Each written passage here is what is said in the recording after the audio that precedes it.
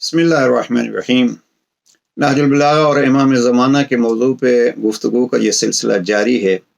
एक सवाल इमाम ज़माना से मुतल्लिक़ ये होता है कि इमाम ज़माना की इतनी तवील ग़ैबत का फ़ायदा क्या है।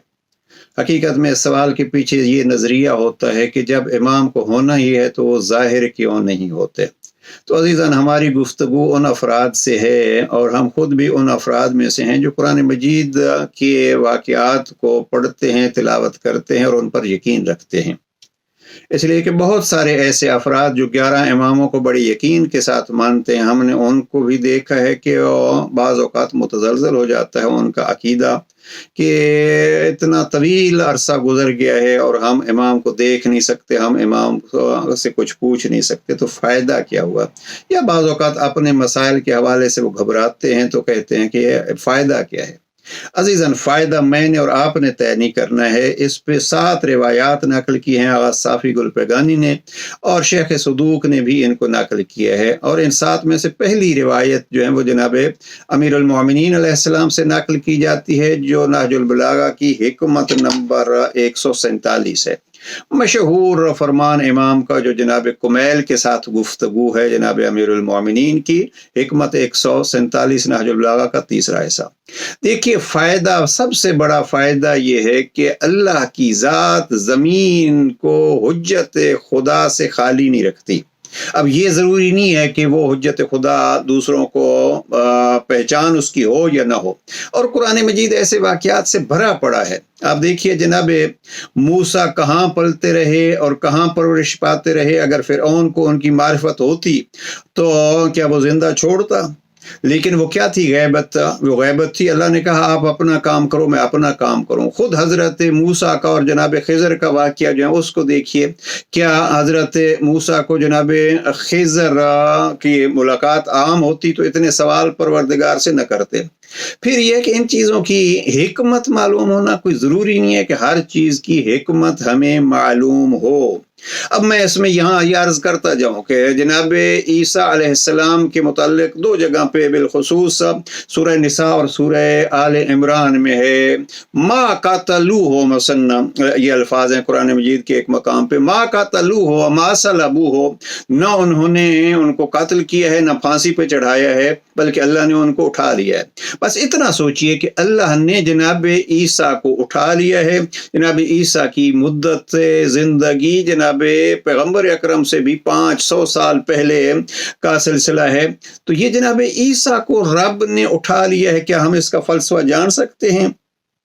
तो ऐसे नहीं है कि हम हर चीज़ का फ़लसफ़ा जानें। बस इतना जान लीजिए कि एक अकीदा है, कुरान ने हमें बतलाया है, हज़रत ईसा को अल्लाह ने उठाया है और वो जब आएंगे, अब उन हदीस को अर्ज़ कर चुके हैं कि जनाब इमाम ज़माना के पीछे नमाज पढ़ेंगे। ये एक मुत्तफ़िक़ा सी बात है और इसको बहुत सारे उलमा ने लिखा है कि हज़रत ईसा आएंगे, इमाम महदी के पीछे नमाज पढ़ेंगे।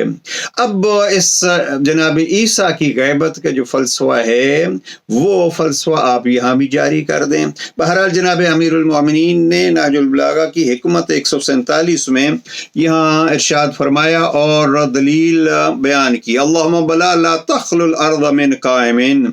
ये है दलील कि अल्लाह की ज़मीन ऐसे फ़र्द से खाली नहीं रहती कि जो खुदा की हुज्जत को बरकरार रखता है। यहाँ उलमा फरमाते हैं कि अल्लाह की ज़मीन अल्लाह के नुमाइंदे से खाली नहीं होती। और फिर आगे इमाम फरमाते चाहे वो ज़ाहिर व मशहूर हो या खाइफ व पिनहान। क्यों? इसलिए ताकि अल्लाह की दलीलें और निशान मिटने न पाए। अब ये इससे ज़्यादा वाज़ेह दलील जनाब अमीरुल मोमिनीन ने बयान कर दिए। क्या चाहिए? फिर जनाब अमीर अलैहिस्सलाम ने यहाँ अपने इस फर्जंद अर्जुमंद को कैसे याद किया है वो आगे एक तफसीली बहस है, हम उसमें नहीं जाना चाहते। और वो हैं ही कितने और कहाँ पर हैं, खुदा की कसम वो तो गिनती में बहुत थोड़े होते हैं और अल्लाह के नज़दीक कदर व मंजिलत के लिहाज से बहुत बुलंद। खुदा बंद आलम उनके ज़रिए से अपनी हुज्जतों और निशानियों की हिफाजत करता है, यहाँ तक कि वो उनको अपने ऐसों के सपुर्द कर दें और अपने ऐसों के दिलों में उन्हें बो दें। अब यहाँ तमाम आइमा का भी तज़किरा है कि हर दौर में हुज्जत खुदा ज़मीन में रहती है, और ये हुज्जत खुदा का होना खुद एक इसका फ़ायदा है। छठे इमाम से पूछा गया और ख़ुद इमाम महदी अलैहिस्सलाम से पूछा गया आपकी ग़ैबत का फ़ायदा, और तो जनाब मासूम ने फरमाया कि जिस तरीके पे सूरज बादल के पीछे छुप के भी फ़ायदा देता रहता है, मैं भी इसी तरीके पे आपके लिए मुफीद होगा।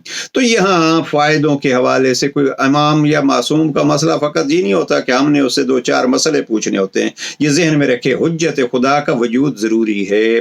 जब हुज्जत खुदा का वजूद ज़रूरी है तो अब आप पहले हम साबित कर चुके हैं 12 इमाम होने चाहिए, हर दौर में होने चाहिए, और उसकी मारिफत होनी चाहिए।